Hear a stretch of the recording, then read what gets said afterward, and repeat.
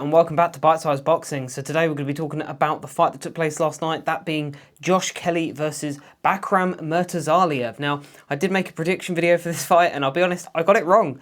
I think there were a few mitigating factors as to why, and we will talk about those now. So, to start off with, I did say that the way Bakhram Murtazaliev likes to fight is he likes to basically lead with straight shots and then use those straight shots to open up, to collapse the pocket, to be able to step inside and get his hooks and uppercuts away. That's how he fights. He's not an typical sort of come-forward pressure fighter in that sense. It really is a case of he likes to sort of box you from range, use those straight shots, use that jab, use that straight right hand down the pipe, and then once he's got you where he wants you, that's when he steps in, that's when he starts letting combinations go.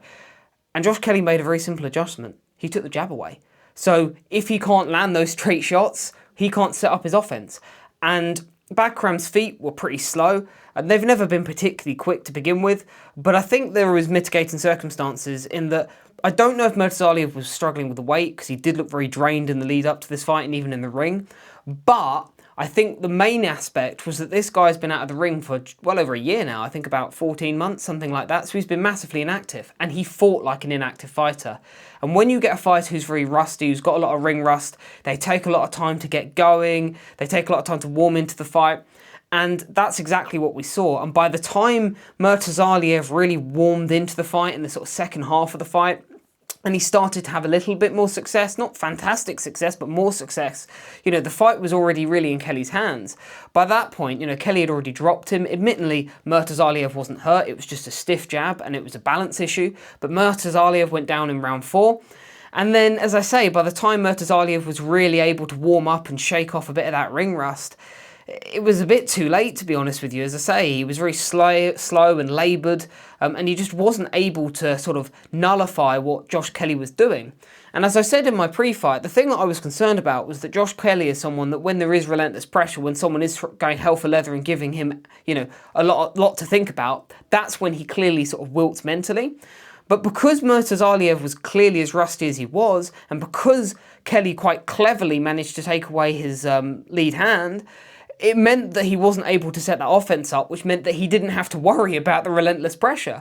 Kelly was able just to keep moving, keep it relatively simple, He's a very athletic fighter, Kelly, so he's able to use his movement, the lateral movement, the foot movement, the head movement, and he was just able to keep Murtazaliev on the end of his jab. He was the one leading, he was the one giving the jab, and then when Murtazaliev was trying to engage, he would just counter and then just, dip and move out of the way, and it was as simple as that. And as I say, because Murtazaliev looked as rusty as he did, Kelly was just able to use his superior athleticism just to stay out of harm's way. And again, by the time the pressure really sort of slowly started to mount in the sort of second half of the fight, he did get dropped, Kelly, as I say, in the second half of the fight in round 9, by a good, I think it was a right hook by Murtazaliev. But again, Kelly rode it out, and in the last couple of rounds, it was a bit more sort of nip and tuck. I think the commentators had it for Kelly, but I thought it was quite close, to be fair. But again, by the time Murtazaliev managed to get going, Kelly was kind of out of sight, really. I do think it was closer than the people on the DAZN commentary had it. I mean, they were making out at points that it was a complete masterclass. I don't think it was necessarily that. But again, Kelly was able to just mitigate those rounds, even from early on. He saw what he had in front of him, and I think he saw that he didn't have a Murtazaliev that was firing on all cylinders, and so he knew what to do. And as I say, because he was able to nullify that lead hand, and he was able to basically take that lead hand away from him, the biggest barrier to victory that I saw in that in my pre-fight was taken away. So Josh Kelly was able to sort of mitigate those rounds and end up winning. I wouldn't say a comfortable decision. I think it was a majority decision on the cards, but it was, decent enough. And where does he move on from now? I mean, you've obviously got the likes of Virgil Ortiz hanging around still, Xander Zayas, Jaron Ennis. There's a lot of whispers about the Jaron Ennis fight. I'll be honest with you. I mean, Fondora's still around there, people like that. I'm not trying to sound like I'm a detractor or I'm trying to save my prediction as such, but I do kind of see Kelly as a bit of a belt holder now.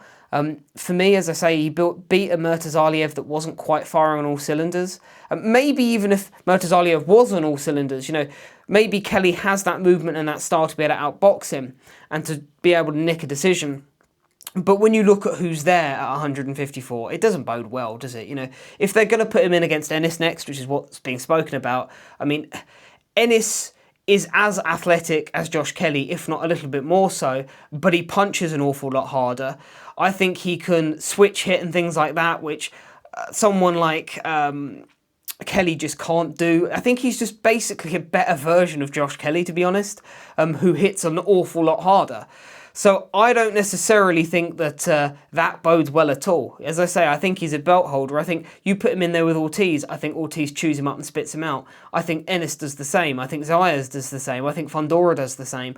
So whoever he goes in there against, providing they're at, world level, I think Kelly probably does get chewed up and spat out. So he's become a world champion, but to be honest, it's probably more of a belt holder situation where he's holding onto a belt for, to lose in his first defence, to be honest. That's the way I see it. But yeah, you let me know what you think. As I say, I was impressed with Kelly in spots there, but in a way I didn't learn much about Kelly that I didn't already know. It wasn't like Murtazaliev made him go to the well and we saw him go through a real crisis. Yes, he got dropped and he had to kind of come through that and ride that, but he wasn't really badly hurt or anything like that. It was more of a case of Murtazaliev finally got to him. And but again, Murtazaliev still at that point was just not... He wasn't able to put the punches together to stop him. So he rode it out and he kind of, as I say, he didn't have to come through a serious crisis like the Avanesian fight we saw where it was just pressure on pressure, he's cut, he's bleeding, he's busted up. It was nothing like that. So I haven't learnt anything about Kelly that I didn't really already know. And as I say, I don't necessarily view Kelly in any different way to I did before this fight. Yes, he's, I suppose, beaten a guy which I didn't necessarily pick him to beat. But as I say, I do think there were mitigating circumstances as to why.